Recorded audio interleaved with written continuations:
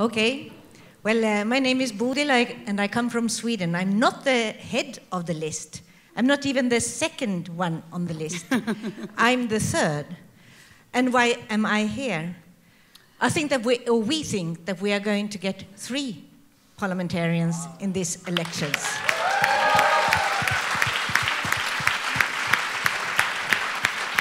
And why? Why are we going to have 3 or maybe 4 parliamentarians? It's because we have been very successful the last years. In the opinion polls, we had 15%, around 15%, talking about the European elections. But we do not only have the polls to lean on. We have also different surveys. We have one survey not far away, or not far ago, that said that 80% of young people, they are concerned about climate change. 80% of young people in Sweden. We have another survey that also says that people, they are willing to change their way of living, thinking of children and grandchildren and the future for the planet. We have other surveys saying that people in Sweden, they do support also the development cooperation. There is a big support for development cooperation in Sweden. And when I think about our guiding principles for the Greens in Sweden, those are solidarity with animals, nature, and the ecological system, solidarity with coming generations, and solidarity with all the persons in the world. And those surveys really are in line with our solidarities. So that's why I think that we are going to have a very, very good election this year. The Green Party is not only raising in terms of people voting for us, maybe. We are also one of the parties in Sweden that we are also getting bigger. We are getting more members all the time. So I think we will have a lot of people working for us in these elections. And today, we have very many candidates here. We have a list of 25 persons, and nearly all of them are here today, and they're sitting here somewhere, all of them.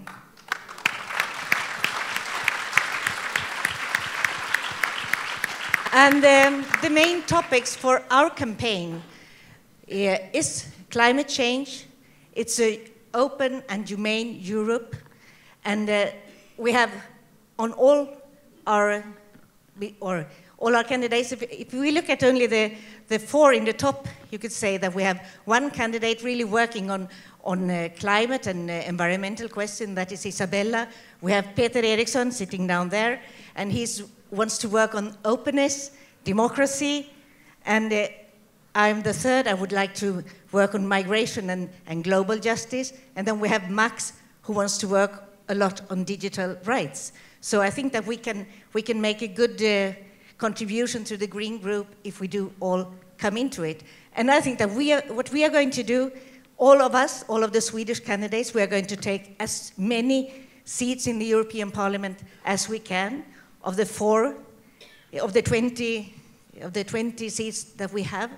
And I suppose that all of you are trying to do the same in your countries. You're trying to take as many seats as you can, and I wish you all good luck, and we see you here in Brussels. Thank you very much. And I would like also to add, Bodil, that you have a wonderful weapon with your Secretary General, who's a wonderful singer as well, that we saw last time in the party for all of those of you who were there. So I think that is also a major advantage. And I would like to give the floor to Ernest Urtasun from Initiativa Catalunya Vers. Okay, thank you, Monica.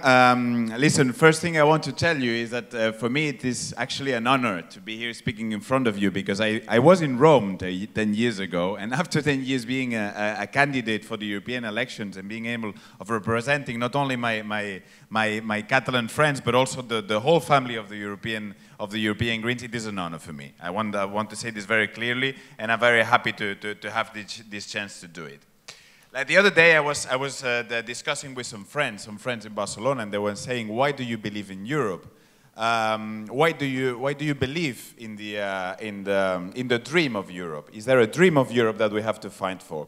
And I think sometimes we need to discuss more about these things. Why are we here? Why do we want to fight for this Europe? If you ask somebody in the street what is the American dream, everybody can tell you very easily. The American dream is anybody, no matter the social background, can be president of the United States. But what is the European dream? This is theory, yeah? But what is, Yes. it's always a theory. But what is Theory and a lot of millions of dollars. But what is the European dream? And I think the European dream was that nobody was going to be left alone. That we were going to build a society, all of us together, where nobody is going to be left alone. This is probably the European dream, and this is from my point of view what is at stake today. In Europe today, there's people who are living in poverty more and more, people that are living that have no access to housing, people that live in hunger, and we are letting people behind. And this is, if this continues like this, that is the reason why Europe is going to be a failure. And our work, our job in this election is to fight to avoid that, to include everybody in the European project, and that is extremely important. And this is why, very clearly, in the campaign, we are going to say that to build a new Europe, the Europe that we want first to defeat the Troika, an undemocratic institution that has been for many, many years destroying the welfare systems in our country. To defeat austerity. We need to defeat austerity, as Ricard was very rightly pointing out before, which is destroying the society, social cohesion, and is leaving people behind us. This is very, very important. To fight for environment. And as a young person, and for my generation, we can say if we do not fight for environment, it's a disaster for the future generations. All those things that we need to put in the agenda. And let me mention also two things that for me are extremely important. First of all, women's rights. It is unacceptable what is happening in Spain today with the law on abortion. I am extremely happy, and I'm extremely happy and thankful for the resolution that was adopted by this council against that law. It's going to be a major issue during this campaign. And secondly, Europe cannot continue to treat migrants in its borders as it does until now. And I'm extremely worried about what happened in Ceuta the other day, where migrants trying to swimming to enter EU borders were shot by Spanish policemen with rubber bullets. This is something that is completely not tolerable, and this is something we want to fight against. A continent that wants to have a future, needs to treat migrants as citizens and as human beings, and this is also going to be one of the big battles that we are going to have in this election. Let me very briefly to end with a very simple idea. For my generation, we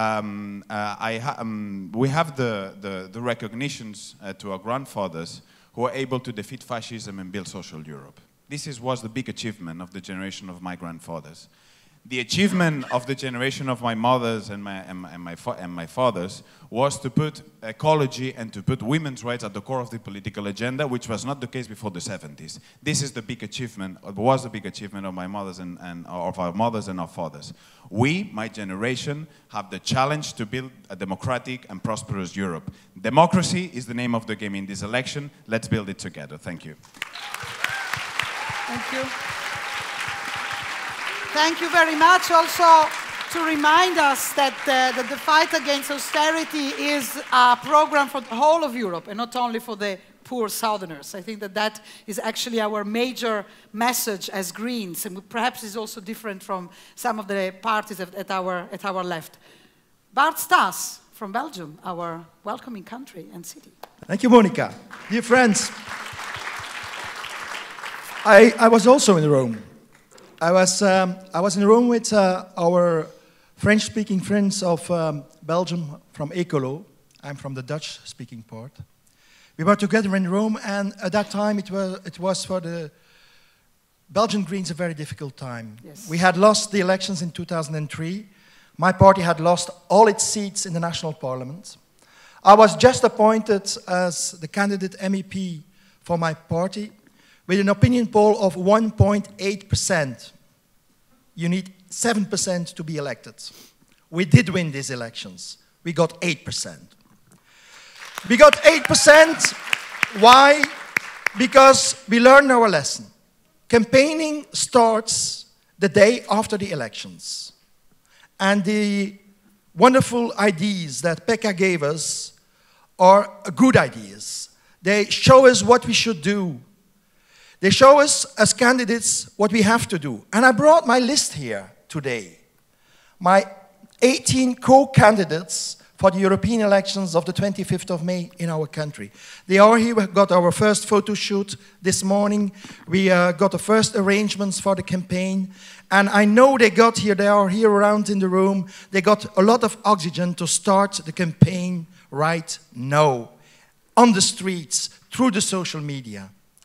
And we have a very special kind of election in Belgium, because we do not only have European elections, we do not only have to vote, have to choose 21 candidates for the European Parliament, but we renew as well our national parliament, and we renew our regional parliaments. So we have 3 elections in one.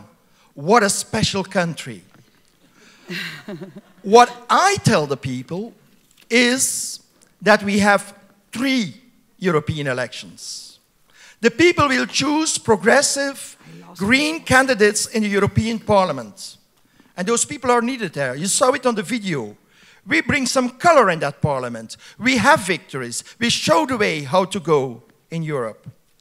But our Belgian fellows will also vote members of the regional parliaments. And we need green members there, also for Europe. Because those green members in the regional parliaments will appoint the governments in the regional parliaments. And in the regional parliaments of Belgium, they are responsible for environmental policy, they are responsible for transport policy, they are responsible for agriculture policy, and that are European policies. They are our counterparts when we negotiate new laws in the European Parliament. We have to have green ministers in those regional parliaments, and that's where we go for. And we do the same for the federal parliament, for the national parliament. Because the new national government in Belgium shall be and should be a progressive government, which appoints a new commissioner, a new Belgian commissioner, not Karel de Gucht, not the one of the trade agreement between the European Union and the United States of America.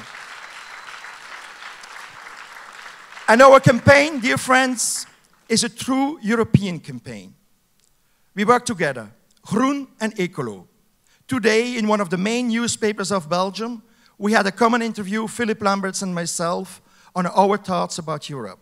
We show that we are a common party in Europe, that we are not separate parties, that we have a true European Green Party in Europe. That's the first thing. And then secondly, our campaign will be transnational.